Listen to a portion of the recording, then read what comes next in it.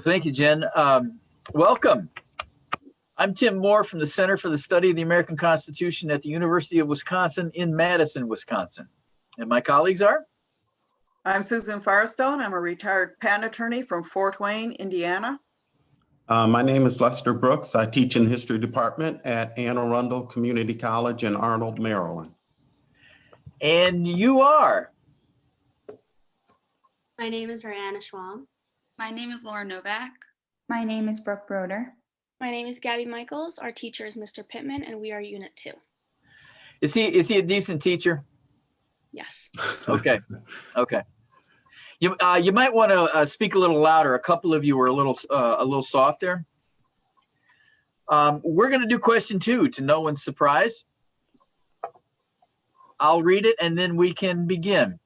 One founder claimed that representatives should refine and enlarge the public views by passing them through the medium of a chosen body of citizens whose wisdom may best discern the true interests of their country. Do you agree or disagree with this claim? What alternative systems of representation were considered by the founders? What alternative systems of representation, if any, should be considered in the 21st century? You may begin. What we must eliminate are systems of representation that carry with them the authority which has become repressive because it doesn't permit or make room for interventions on the part of those represented. Edward Said. In Federalist 10, James Madison argued in favor of the trustee model of representation, describing representative government as the delegation of the government to a small number of citizens elected by the rest. Under this system, members of Congress vote using their own discretion rather than voting solely on the opinions of their constituency. Edmund Burke, former member of the British Parliament, agreed that the trustee model representation was ideal because members of Congress were more educated and experienced and therefore make better decisions for the country as a whole. We, however, disagree with Madison and share Benjamin Franklin's concerns. For when you assemble a number of men to have joint wisdom, you inevitably assemble with those men all their prejudices, their passions, their errors of opinion, their local interests, and their selfish views. Given this view of Congress people, it is difficult to discern whether they are self-interested or whether they are serving the true interest of their country as a whole. Given this concern and the necessity of passing public opinion through a process of deliberation, it is essential that both the trustee and delegate theories of representation are balanced in government. The founders attempted to achieve this balance through a bicameral legislature with only one house directly elected by the people. Senators, until the 17th Amendment in 1913, were to be appointed by state legislatures, allowing the Senate to more closely resemble the trustee model. In the House of Representatives, the founders considered a delegate model of representation in order to best represent the country. Under this system, members of the House of Representatives voted alongside the views of their constituents, regardless of what their own opinion might be. Some founders supported this system of representation because it made the representatives closer to their constituents and they acted as public servants. In addition, it better represented the wishes of the people. As stated by John Tyler, if a member of this House is not representative of the people, what is he? And if he is, how can he be regarded as representing the people when he speaks not their language, but his own? He ceases to be their representative when he does so and represents himself alone. With this view of representation in mind, a member of the House should be considered a public servant focused on the needs of their constituents. In the 21st century, Congresspeople and senators must balance within themselves the two theories of representation in order to hear their constituents while making the decisions they feel are in the best interest of the people. A system of representation that may be considered is the Politico model, which essentially combines both the trustee and delegate models of representation by giving elected officials more power on decisions in which the public does not have a strong opinion. According to British politician George Galloway, it is in the nature of the congressman's job that he should determine, as far as he can, public opinion in his own constituency and in the whole nation, analyze it, measure it in terms of the practicability of turning it into public policy, and consider it in the light of his own knowledge, conscience, and convictions. Additionally, although not a formal model of representation, Congress can better represent public opinion if it is made up of a diverse group of individuals that reflect the greater population, but this is sometimes hard to achieve. As stated by journalist Ben Bogdan, The safest way to ensure diversity of opinion is diverse ownership, but this ideal has been sacrificed by our government. The founders recognized that the systems that worked in their age may not last throughout history. George Washington stated, "I do not think we are more inspired, have more wisdom, or possess more virtue than those who will come after us. It is up to the next generation to explore alternate systems of representation to improve democracy and give a voice to the voiceless." Thank you. We are now ready for questioning. All right, I'll start out. I'd like to stay back in the 18th century. What were the anti-federalist criticisms of this system of representation? So the Anti-Federalists wanted more voice to the public rather than just to the people. So they believed strongly in rights, and they wanted people to be able to go out and speak directly for their government and not be purely represented and misrepresented. With the anti-federalist beliefs, the trustee model of representation would not give the public enough of a voice, which they believed was very important coming from a system that they believed did not give the public a voice. They believed that it would be overbearing, so they weren't really for it. Okay, thank you. Let me ask this question. Let's say that you have a concern, or you're part of a group that has a concern. Your concerns have not been addressed by Congress. What do you do? Well, there are many ways that you can get your concerns to Congress, even though it might not be easy. You can contact your local congressperson. You can also try to build up your movement, because there's always power in numbers. And when you show that a lot of people have strong convictions towards something and you build enough of a movement, that can be helpful. This has happened many times throughout history, such as through the Equal Rights Amendment. That was a big one. Even though it didn't pass through and become an amendment, it did have a strong force. Another thing that individuals can do is attend more local government meetings, such as town hall meetings, PTA meetings, or anything that's easier to get involved in, which could lead to greater change within those meetings. I would like to add on to my colleagues. So in current times, there have been many committees made by groups of people. For example, the March for Our Lives committee has been made in order to correct the Second Amendment, and they would like to add more gun control. What if your concerns still aren't met? What do you do? Because there have been petitions for the Second Amendment to change. Nothing has happened. But if your concerns aren't being met if you meet with your congressman, still nothing, then what can you do as a person or as a group? Well, in that scenario, you can actually take matters into your own hands, and you can try running for public offices, and that might be helpful, because I know there are a lot of instances in which people believe, well, if someone's not going to do something for me, I might as well do it for myself. AOC provided a great example of this when she ran for her own district, because she felt that her needs weren't being represented. Some people have suggested that the House of Representatives itself is just too small to represent the United States or be an accurate representation. Would you change that? Yes or no?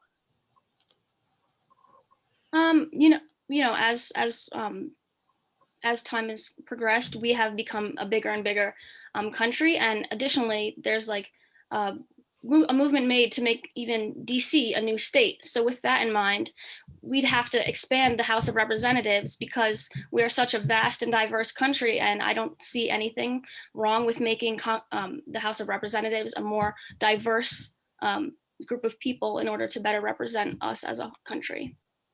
I disagree with my colleague, Gabby, because I believe that with the combination of the House of Representatives and the Senate, that the people are well represented and that it's very balanced.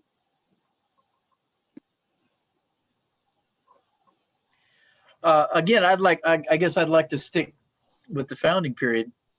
Why did Madison have such suspicions about the delegate model?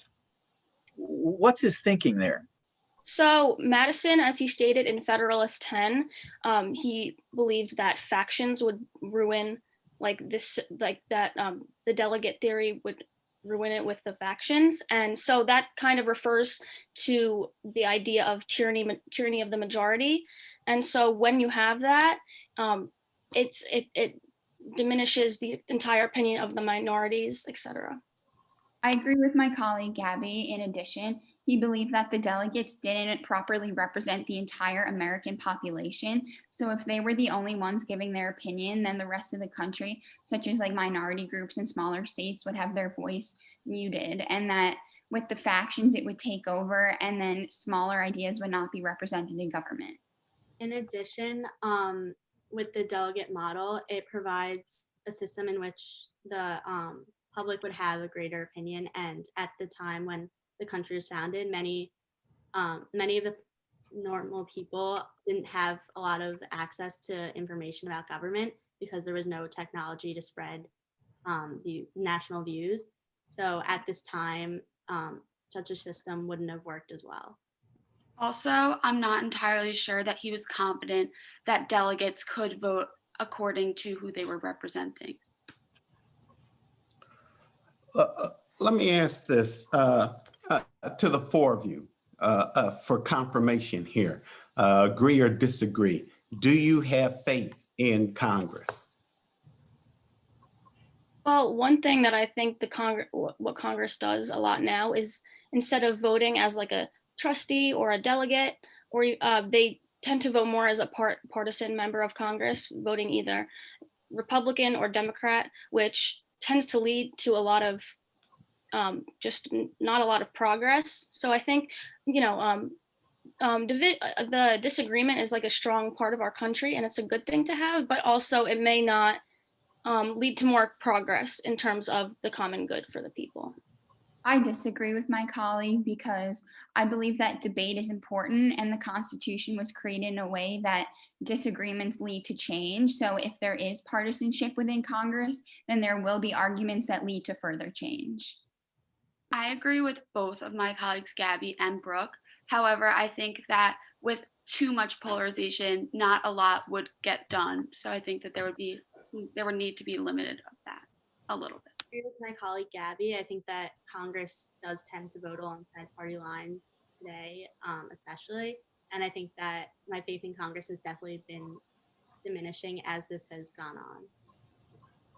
Why do you think that they chose to have in the original Constitutional Convention, to have such a large congressional district?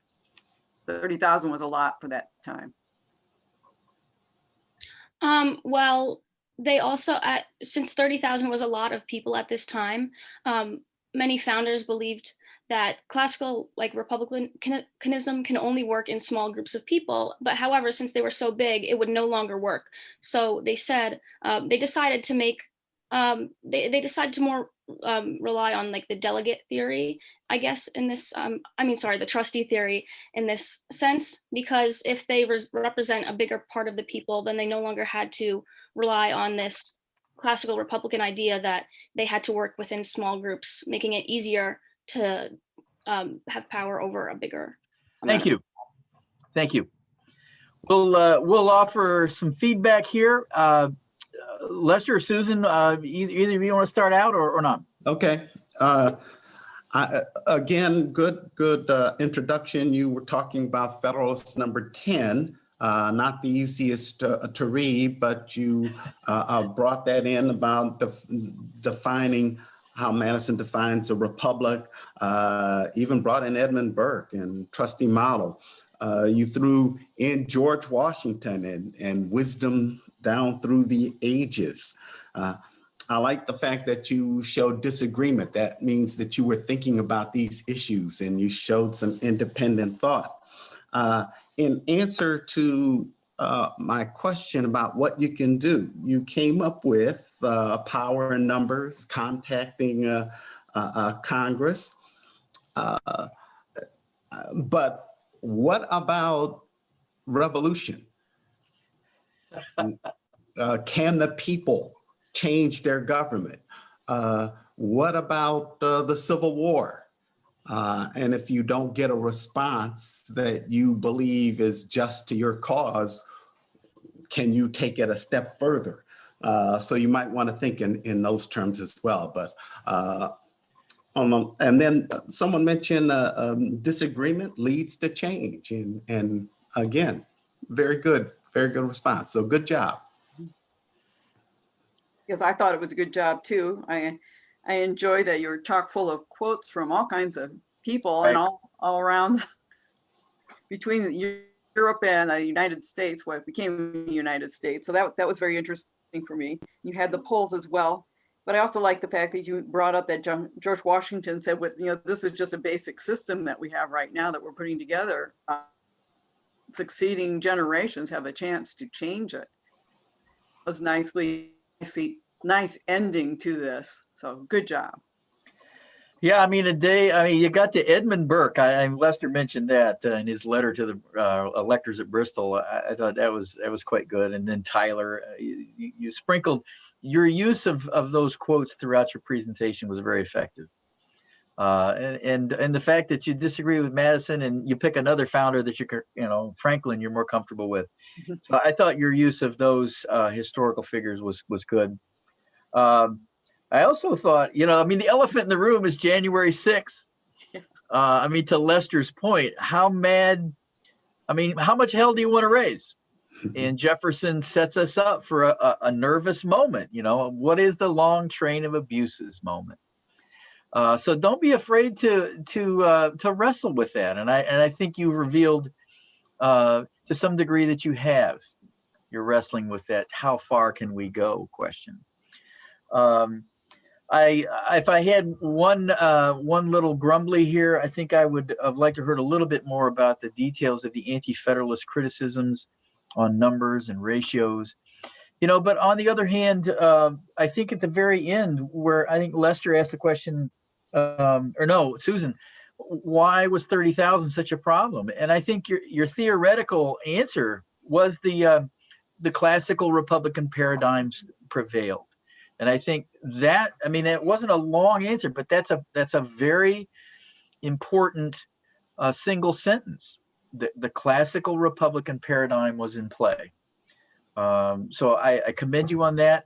And it's been wonderful to spend this time with you, and good luck headed forward. Thank you so much. Have a good one.